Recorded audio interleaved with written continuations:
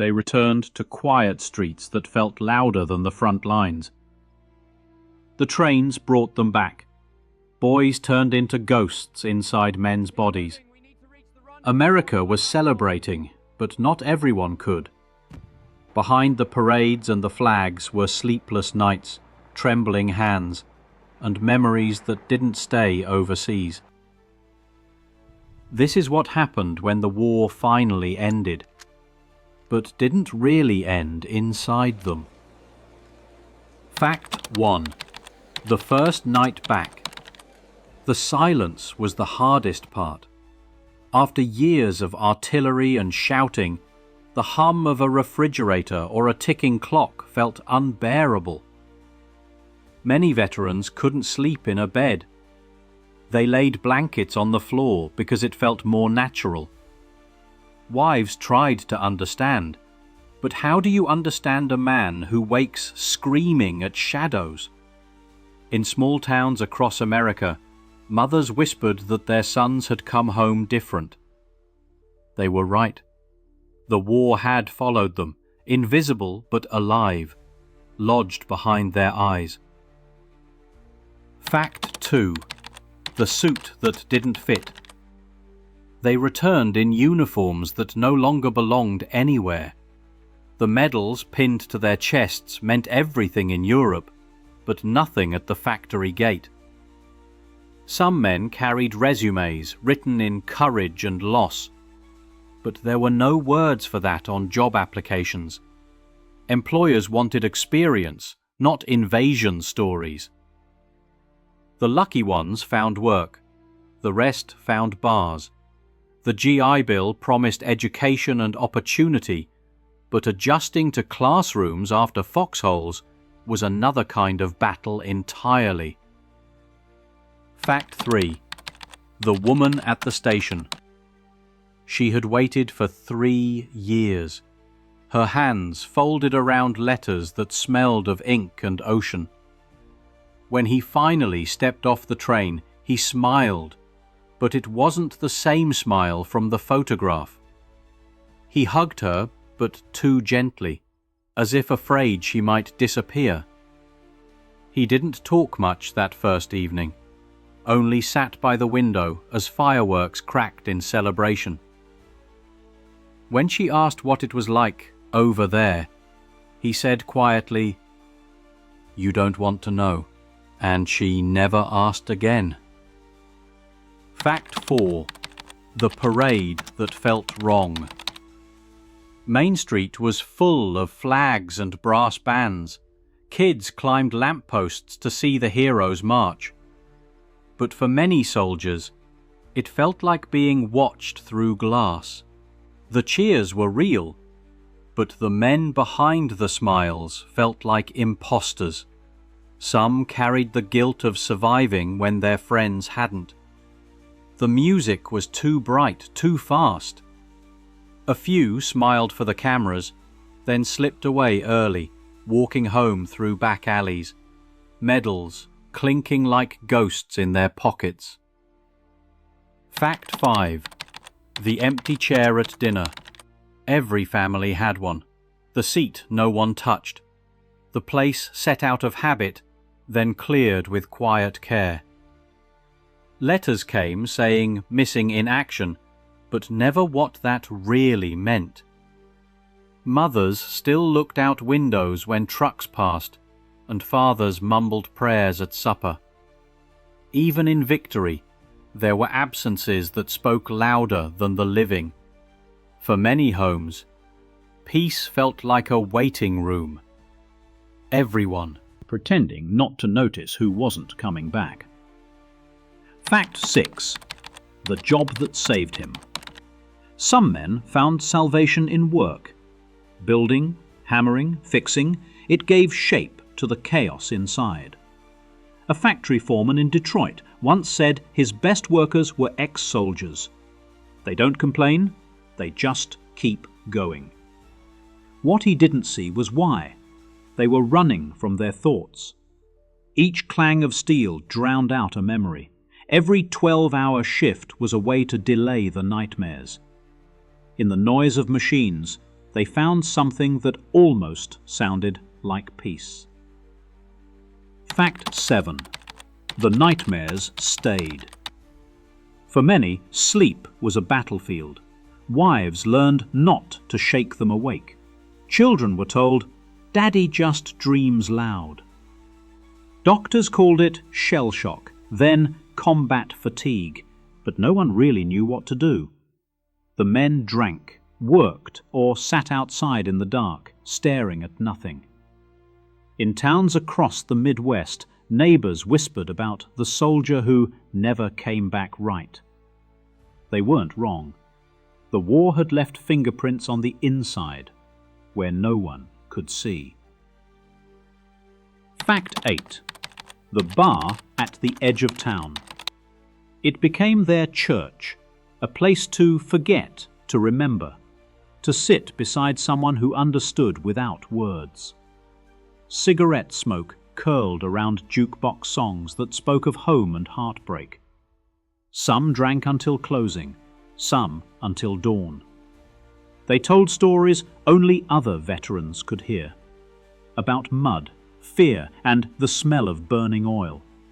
And sometimes, in the middle of laughter, one of them would go quiet, eyes far away, as if hearing something no one else could.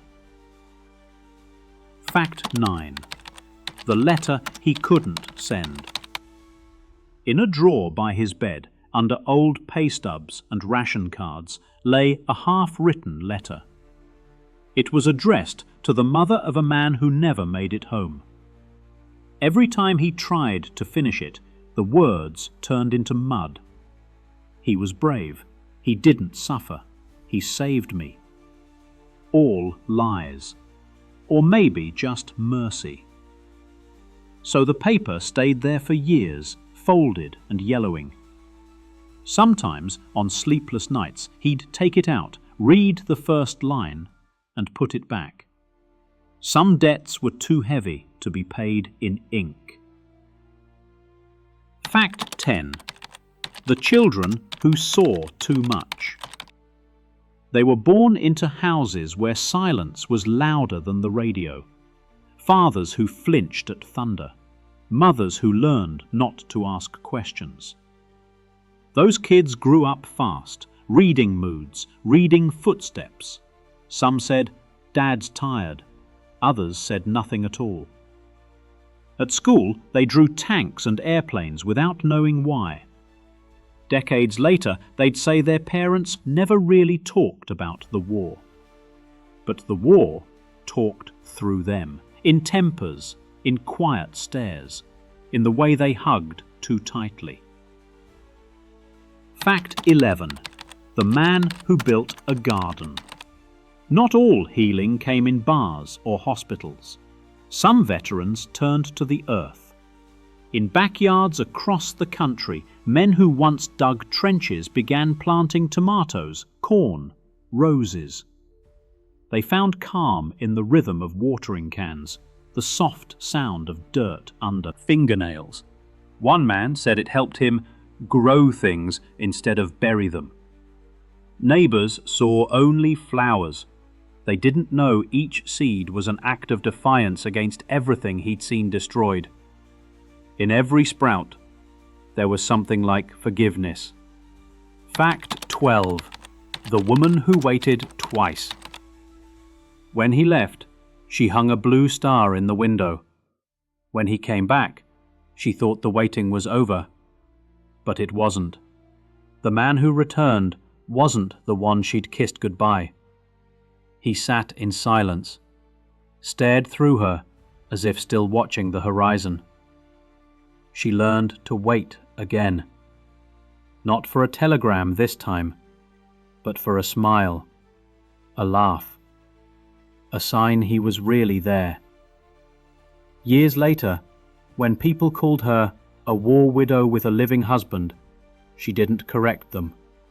She just nodded, because in her heart she knew she was still waiting for him to come home. Fact 13. The new neighborhoods. By the late 40s, the country was booming. Suburbs rose from empty fields, rows of identical houses with white fences and trimmed lawns. The GI Bill made it possible, but the sameness was part of the plan, a way to build normalcy, brick by brick. Behind those neat curtains lived men who had seen Europe in ruins. They mowed their lawns every Saturday, smiled for photographs, and told their kids, "We're lucky."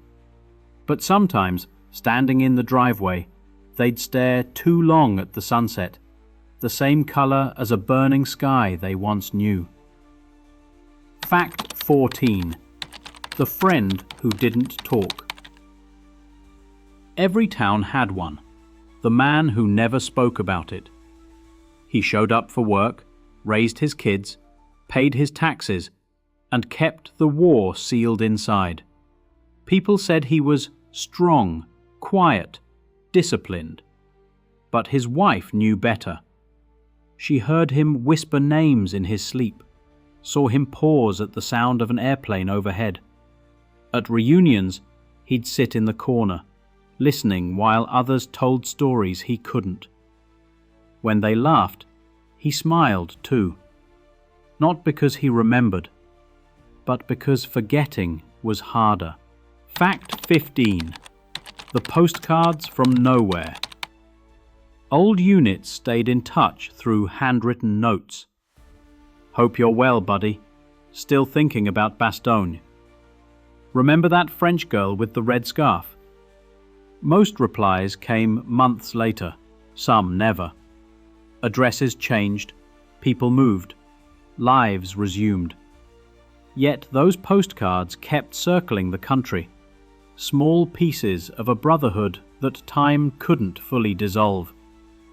They carried a kind of code between them, a way of saying, "We made it out, but not all of us did." Every faded stamp was a roll call of ghosts. Fact 16. The factory whistle at noon.